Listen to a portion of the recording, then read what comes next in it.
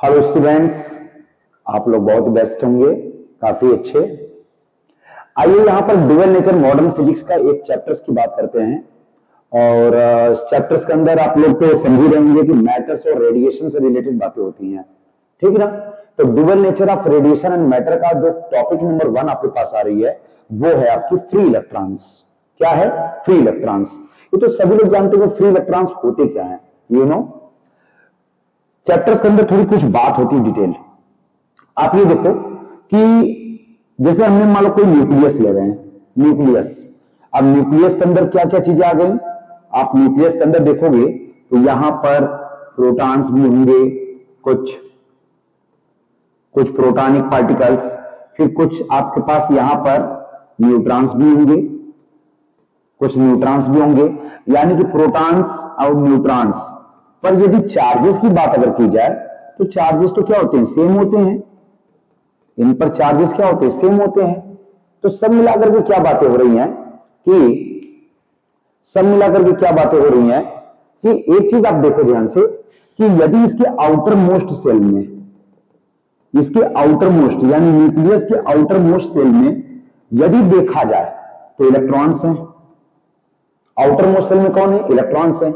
और ये इलेक्ट्रॉन्स किस अवस्था में दिख रहे हैं, किस स्टेट में आपको दिख रहे हैं? फ्री। क्योंकि आउटर मोस्ट सेल में तो कंफर्म है, सभी लोग जानते हैं कि थोड़ी सी वीक प्रॉपर्टी तो रखेंगे, जो कि बाहर से अगर थोड़ा सा भी एक्स्ट्रा अमाउंट ऑफ एनर्जी अगर पा गए, थोड़ा सा भी एक्स्ट्रा अमाउंट ऑफ एनर्जी अगर इनको मिल जा रही है तो ये यहां से क्या हो जाएंगे? लिबरेटेड हो जाएंगे, यानी यहां से खाली हो जाते हैं, ठीक है, बाहर की तरफ निकल जाते हैं। ये बात तो सबको पता है। तो किसी भी न्यूक्लियस के आउटर मोस्ट सेल में क्या होते हैं? इलेक्ट्रॉन्स होते हैं, जो कि थोड़ी सी वीक अवस्था में होते हैं। तो इनको क्या करते हैं? बाहर से आप इलेक्ट्रॉनिक एनर्जी या बाहर से मतलब सोर्स ऑफ एनर्जी या माइक्रोवेव एनर्जी अगर आप इसको देते हो तो ये इलेक्ट्रॉन इस सेल से क्या हो जाते हैं? बाहर निकलने में सक्षम रहते हैं या बाहर आ जाते हैं। सब मिलाकर के आपको यहां पर क्या देखने को मिल रहा है कि जो आपने एनर्जी इसको दिया, जो आपने एनर्जी इसको दिया है, वो एनर्जी कैसी एनर्जी रही? एक रेडिएशन एनर्जी रही। और ये रेडिएशन एनर्जी किस पर डिपेंड होती है? मैटर पर। यानी कि आपको ये देखना है कि नेचर में दो चीजें हैं। एक तो चीज है क्या? मैटर, और एक क्या बेटा? रेडिएशन। एक मैटर है और एक क्या है? रेडिएशन है। मैटर यदि है, मैटर जस्ट लाइक कुछ पार्टिकल ले लो, आप कुछ पार्टिकल ले लो, वो मैटर हो गए। और ये मैटर क्या मिलकर के जब इन मैटर का हम रेडिएशन यानी मैटर को हम किसी अन्य वैल्यूबल वैल्यू से जब इनको हम कंपैरिजन कराएंगे तो ये हमें क्या देंगे? रेडिएशन देंगे। एक यहां पर रेडिएशन शो होगी जिसको हम लोग एक एनर्जी के फॉर्म में लिखते हैं, एनर्जी के फॉर्म में लिखते हैं। और रेडिएशन कब संभव है? जब आपके पास पार्टिकल है। रेडिएशन कब संभव होगा? जब पार्टिकल है, यानी मास है। If mass, then radiation is possible. If not mass, radiation never possible. यानी mass and radiation both are interrelated. Mass and radiation both are interrelated. दोनों आपस में क्या है? interrelated हैं। इसी के बिहाफ पर आइंस्टीन द्वारा एक फार्मूला दिया गया था, capital E is equal to m into C square.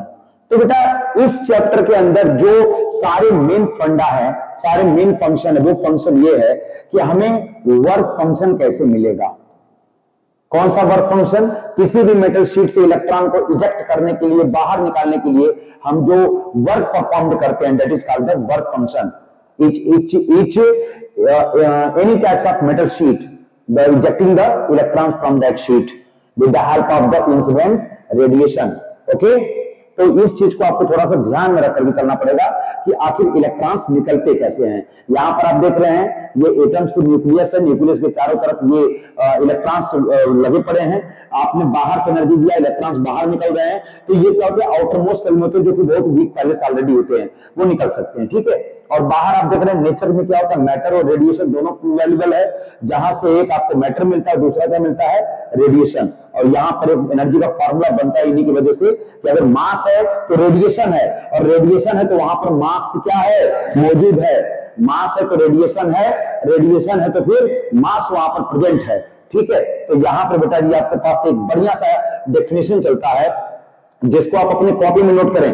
Work function of a metal is the minimum energy required work function of a metal is the minimum, ये देखिए, is the minimum energy, is the minimum energy required by an electron to just escape, जो उसे बाहर निकाल सकता है from the metal surface, from the metal surface. आपको एक मेटल सरफेस से इलेक्ट्रॉन को बाहर निकालने की पूरी तरीके से इस प्रक्रिया को देखनी पड़ेगी, ठीक है। अब वो कैसे होता है जरा वहां पर मैं बात कर ले रहा हूं, जरा यहां देख लीजिए। आपके पास, जैसे आपके पास एक मेटल का सरफेस है, हाँ, एक मेटल का सरफेस आपने लिया और यहां पर क्या है, कुछ इलेक्ट्रॉनिक पार्टिकल्स हैं, इलेक्ट्रॉन्स हैं, उन मैंने इलेक्ट्रॉन्स को मैं रख दे रहा हूं।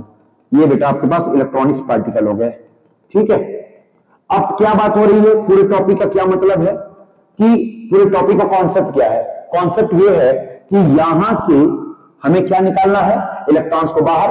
तो आप सीधी सी बात क्या करोगे, बात तो यहां पर होनी है, बात क्या होगी कि हमें एक एनर्जी लेकर चलनी पड़ेगी एयर से, एक एयर से हम एनर्जी लेकर के आएंगे और ये क्या करेगा, इलेक्ट्रॉन्स पर। सबसे पहले क्या बात होती है कि जो ये एनर्जी एयर से आ रही है, इसको हम कौन सी एनर्जी कहते हैं? इसको पहली बात बोलते हैं फोटोनिक एनर्जी। क्या बोलते हैं?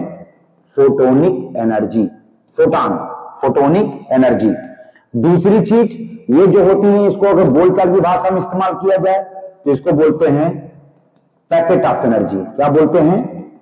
पैकेट ऑफ एनर्जी, ठीक है, जिसका फॉर्मूला होता है E is equal to H nu, nu is equal to C by lambda, E is equal to S C by lambda, ठीक है, क्योंकि वेवलेंथ बीच में मौजूद होती है। तो ये जो फोटोनिक पार्टिकल्स मेटल शीट पर गिर रहे हैं, जो फोटोनिक पार्टिकल मेटल शीट पर गिर रहे हैं, जो इंसिडेंट हो रहे हैं, इसका 50% अमाउंट ऑफ एनर्जी यहां के इंट्रामॉलिक्यूलर हाइड्रोजन बॉन्डिंग को ब्रेक करने में लगता है, उसको आजाद करने में लगता है, यानी फ्री इलेक्ट्रॉन्स करने में लगते हैं। 50% एनर्जी सिर्फ यहां पर इलेक्ट्रॉन्स को फ्री करने में लगेंगे। रिमेनिंग 50%, जो बाकी 50% एनर्जी बचेगी इस फोटोनिक पार्टिकल्स के, जो फोटोनिक पार्टिकल्स में 50% एनर्जी बचेगी रिमेनिंग, वो एनर्जी क्या होगी, यहां से उस इलेक्ट्रॉन को बाहर निकालने में हेल्पफुल साबित होगी। यानी ये एनर्जी कुछ इस तरीके से बाहर निकल जाएंगी। वो ये रहा, और ये आपका electron which is known as the K max.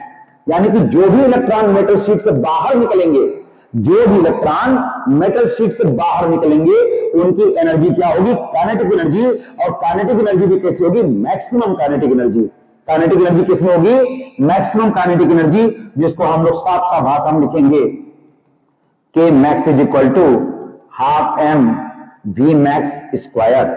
ये लिख लीजिए बेटा, ठीक है। और जो इलेक्ट्रॉन बाहर निकल रहे हैं, इनका क्या नाम होगा, इनको हम बोलेंगे फोटो इलेक्ट्रॉन। क्या बोलेंगे, photo electron, which is the best process for the emission of electrons on the metal surface for the short work done with the help of the photonic energy, with the help of the photonic energy, which is called the E is equal to h nu.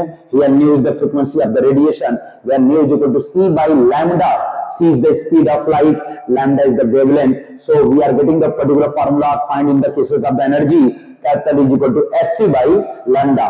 Okay, तो यहां से आपके पास एक formula बनेगा, ठीक है। यहां पर आप लिख सकते हो, ये जो इलेक्ट्रॉन फ्री हो रहा है, इसको आप लिख सकते हो, ये कैसे इलेक्ट्रॉन हो गए, फ्री इलेक्ट्रॉन। और इन इलेक्ट्रॉनों पर क्या किया गया है, एक शॉर्ट वर्क डन परफॉर्म्ड हुआ बेटा, एक वर्क डन परफॉर्म्ड किया गया है। ओवरऑल ये इक्वेशन कैसा बन जाएगा, आपको आगे भी मिलेगा, आपको आगे मिलेगा। तो ओवरऑल इक्वेशन ये बनेगा K max plus work function is equal to H nu. आपके पास एक फॉर्मूला आ गया, जिसको आप लिखेंगे H nu is equal to K max plus phi naught, ठीक है। अच्छा, यहां पर H nu is equal to इसको हाफ एम वी मैक्स का स्क्वायर प्लस फाई नॉट भी लिख सकते हैं। बाकी डिटेल चर्चा आगे के लेक्चर में है, इसकी डिटेलिंग चर्चा आगे के लेक्चर में है, जहां पर इस फार्मूले को आपको मैंने बता चुका हूं, आइंस्टीन मास एनर्जी रिलेशन बोलते हैं। और इस फार्मूले में आपने देख लिया कि एक मेटल शीट से इलेक्ट्रॉन को किस पॉइंट से किस पॉइंट तक इसको पहुंचाया जा रहा है, with the help of the photonic energy. ये फोटोनिक एनर्जी इस पर इंसिडेंट हो रही है मेटल शीट पर, और यहां से इलेक्ट्रॉन बाहर की तरफ एस्केप हो रहे हैं, which is called the photo electrons. Okay, thank you.